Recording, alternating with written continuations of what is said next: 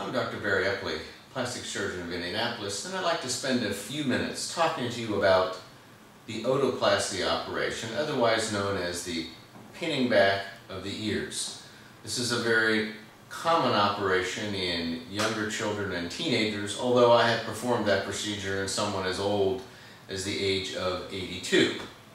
When one ear sticks out, this occurs because the shape of the cartilage on the ear, known as the antihelix, is not there properly.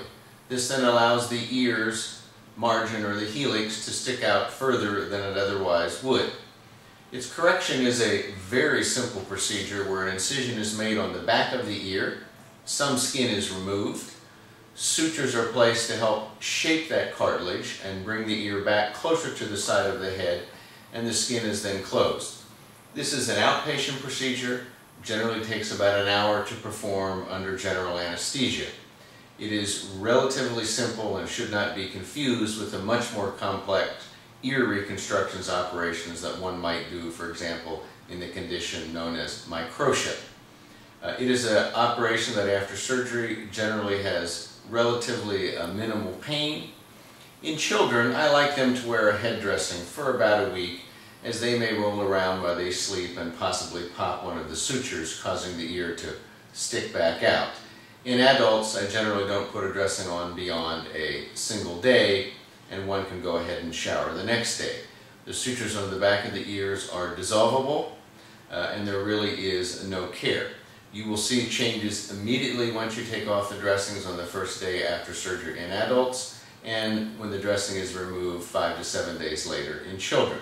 While there is some swelling and sometimes a little bit of bruising, you see the dramatic changes immediately, and that only improves as the weeks go by. Other than trying to be sure that you don't injure the ear or pull on the ears at nighttime, there really is no special care after surgery to take care of the ears. Once the ears heal and scar tissue forms over time to eventually replace what the cartilage is doing, those results are permanent. The complications associated with otoplasty are really pretty uncommon.